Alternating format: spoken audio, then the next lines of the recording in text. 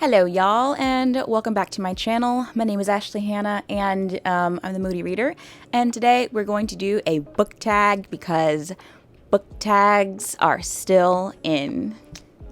And today we are doing the mid-year Book Freakout Tag, which I'm super pumped to do because that means that I have gotten through half the year with posting regularly. Because last year, I feel like last June, I was like, I quit BookTube. But I'm back, baby. And yeah, so we're going to get into it. I don't know who this tag is by, but there are 14 questions, and it basically just does a nice little quick tally poll of your reading year thus far with some hard-hitting questions. And if you want some stats, I've read 61 books this year. If you wanted other stats, go to another person's channel. You didn't come here for stats. You came here for weird faces. I don't know. But I am excited that I have read over 50 books. So that means that theoretically, I can read 100 books again this year. We'll see if it happens because I'm currently in a little bit of a slump. But I'm actually also reading like 3 books right now at once. It's chaotic up in here. But let's get to it, shall we? So, the first question, which is probably the biggest question, is best book you've read. And this one's going to be hard for me. You guys know that I have been waffling between A Tree Grows in Brooklyn or The Godfather as my favorite book. And as such, I will not be pigeonholed. I will not be made to make decisions. I will not pick a favorite child. So I'm going to say they both hold the place at number 1. But if we're talking about which book did I devour the quickest, it'd be A Tree Grows in Brooklyn. I guess that one wins. Okay. A Tree Grows in Brooklyn by Betty Smith. That was the best book I think that I read this year. Wow, it did not take me long to pick a favorite book. Okay, moving on. Next question. Question number 2. Best sequel you've read. Okay, that one has to go hands down. And I haven't read... that's untrue. I've read a few sequels this year. And I think it has to go to Everyone on This Train is a Suspect.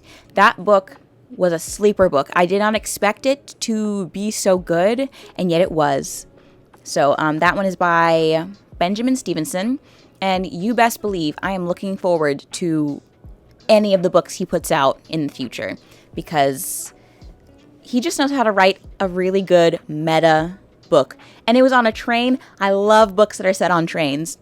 I'm a train girly. The next question is, new release you haven't read yet, but want to. And I feel like I have managed to get to a few of my anticipated releases. I didn't have that many. I could always go and watch the video that I put out at the beginning of the year, but I'm not going to. So I would have to say a book that I really want to get to is... One Perfect Couple by Ruth Ware. I just picked this one up today, so hopefully I'll be getting to it quite soon. But I love reading Ruth Ware's books. She only has a couple that haven't been hits for me, so I think I'm in the minority in which I just genuinely enjoy her writing every single time. So I can't wait for that one, and we'll see if it becomes a new fave. Question number 4. Most anticipated release of the second half of the year. Hands down, without a doubt, without a shadow of a doubt, it would have to go to You Belong With Me by Valerie McFarlane. I really hope that I know this book is probably coming out soon in the UK, but honey, I don't live there, and Book Depository is no longer with us. Rest in peace. So I need that book to come out ASAP, and also to Vairie's team, to Vairie herself. I know I'm probably not pronouncing your name correct. It's Vari. There we go. I would love to be sent a physical copy of this book. Please send it to me. I will do all of your promo, all of your PR. I will shout your glory from the rooftops because I need to know what happens to Edie and I forgot his name. Oh no. Fake fan. Elliot. Let's pretend I knew that the entire time. It's Elliot. How could I forget? We love Elliot. So basically, this is their like, they like were on like a cliffhanger before, and now it's like, oh, it's the thing we wanted. It's the thing I wanted, okay? So I am waiting on pins and needles for this book. It's coming out in September, and September's my birthday month, so if you want to send me a birthday present, go for it. HarperCollins, hit me up. Okay? Okay. Can't wait for that book. But another answer to this question could possibly be the 5th book in the Stormlight Archives. We'll see, though. I'm not really on the train of need to read it. I'm kind of like, we'll see. We'll see. Question number 5, biggest disappointment. That would have to go to either Iron Gold by Mr. Pierce Brown, sorry, or The Kind Worth Saving by Peter Swanson, just because I really enjoyed the first book and the second one kind of flopped. But I think I'd have to go with Iron Gold because the Red Rising saga was so good, and this like second era of this, you know, second iteration of the story, it's not really my cup of tea because it's taking kind of a back seat, honestly, and I love me some. So yeah, I think that would have to be the biggest disappointment. But I knew I shouldn't have read the next book. I knew it. If you've read on through the rest of the series, let me know if you think it's worth it me continuing. Let me know. Number 6 is biggest surprise. And the biggest surprise for me, honestly, might be A Streetcar Named Desire by Tennessee Williams, or The Bodyguard by Catherine Center. You know, we're going to go with The Bodyguard because I thought it was going to be just like a regular romance, but I really enjoyed it, and there was no smut, which was refreshing. So I'd have to go with The Bodyguard. It's just a nice rom-com, and it was like a feel-good moment. It was great. Surprised. Color me surprised. Favorite new author. I don't know how to answer this question because I haven't read a lot of books of new authors where I've read another book by them, and I feel like that's the real test to a new favorite author.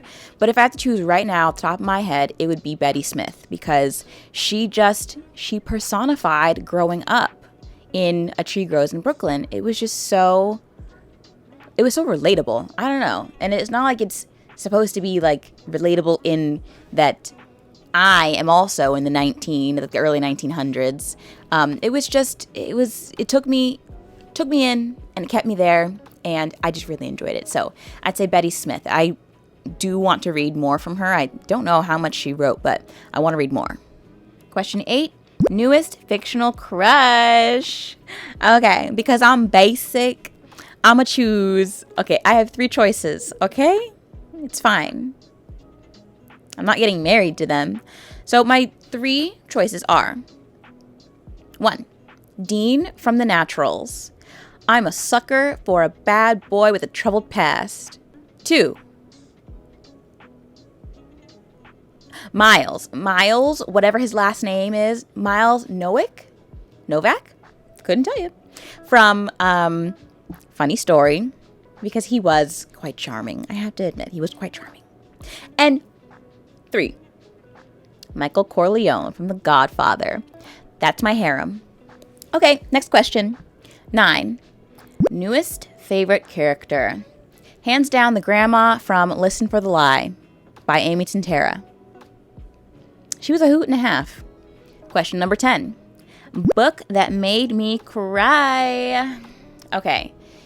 Not only 2 books have made me cry this year, for sure. My memory is foggy because, you know, we've been half a year in, okay? It's been a long time since the beginning of the year. I think a book that made me cry, well, definitely The Women by Kristen Hanna made me cry. But a book that made me, like, ugly cry for no reason was The Return. No, what's the third book? The Lord of the Rings, but what's the third book? Yeah, The Return of the King made me cry like a baby. I got red in the face. It was wonderful. So I have to say The Lord of the Rings made me cry the most. Yeah. I guess it was because it was like such an epic story, and then it ended so beautifully. I was like, oh, how dare you, J.R.R. Tolkien? How dare you? All right, the next question I'm confused by, and it is book that made me happy. And I guess that's the same question, or that's the same answer as the last question, but I want to pick a different book. So the book that made me happy was probably, is it weird to say The Brothers Karamazov? That one made me kind of happy. When there was a lot of tangents happening, there was a lot of you can be better talk, speaking spiritually. You know, it's a book about faith and a higher calling and a higher purpose. And yeah, that made me happy. So I guess The Brothers Karamazov made me happy. Good for me. Number 12 is the most beautiful book cover, which I am really hard to impress with book covers. I feel like most of them suck, and if I judged books by their covers, I would never read. But I think the book that had the prettiest cover that I read was probably Tress of the Emerald Sea by Brandon Sanderson, but I hated that book, so I'm glad I never bought it. I read it from the library, and that's that. Okay, we're at question number 13. What books do you need to read by the end of the year? So that have to be all my overdue library books. I definitely need to get on that. And the other realistic books, classics. I need to read classics. I would like to read classics. Specifically, a book that I purchased for like $1 from my library's used book department. It's a little known book called Wuthering Heights by Emily Bronte. I need to read it because, I don't know, I feel like I haven't read a lot from the Bronte sisters. I've read Jane Eyre, of course, and that's it. So I need to. And I know this is not a love story. It's a tragedy, and I love a tragedy. So I'm looking forward to reading this. So hopefully I'll get to that one. Also, another book that I need to get to is mostly rereading. I want to reread the Harry Potter series by the end of the year, like finish rereading them, because I've gotten up to number 2. So I need to get on that. That needs to happen kind of soon. Oh my gosh. And we are at question number 14, aka the last one, which is favorite video you've posted. Okay, I have a close second to the first, like the top video I posted, because I feel like I've gotten not better at editing, but I've gotten more inspired with editing, and I like it a lot, and I like to have like a structure to a video, and I've really enjoyed that part of creating videos. So yeah, I like my hobby very much so. And I think my favorite video that I posted has to be my Golden Girls video, where I dressed like an older lady and I did a skit to intro the video of my favorite, well, one of my favorite Golden Girls scenes. I really enjoyed that. And then I liked reading, I liked 3/4 of the books I read for that video. And even though it took me so long to make, I still enjoyed the process. And I think that one was my best video I made. And a close second would have to be my Lord of the Rings video, just because I had to edit in like footage from the movie. Like I had to do some thinking, and that video, it's still, I don't know why, recently people have been watching that video, don't know why. Thanks for the likes. It's over 100, I think it's like 150 likes right now. So thank you guys for enjoying my inanity and my silly family's commentary, except some people didn't like it. But yeah, that was a fun video to make, and it was fun to read all of those epic fantasies in a row, because I think I read all 4 books in the, like I read The Hobbit and the Lord of the Rings trilogy in about a week. So that was intense but really fun, and I just really enjoyed making the video. So that is the entire video today that we have here for you guys. Thanks for watching, first of all. Give it a like and subscribe to this channel if you would like. I got to 500 subscribers this year, so that was amazing. And I don't know. I'm like, can we get to 1,000? Probably not, but it'd be cool if we did. And thanks for being here. Thank you. And let me know what other tags you would like to see. If you like tags, let me know. Do you like tags? Are book tags still in vogue? Or is it just like we like doing them, so we post them? Do people actually like to watch them? That's my question. Do you like to watch book tags? Okay, so here is to another 60 books we will read in this year. If I could reach 120 books read for the year, yo, that would be sick. Sick. Okay, ill. Diseased. Yeah, thanks for watching, and I will talk to you guys again in the next video. Happy reading. Bye.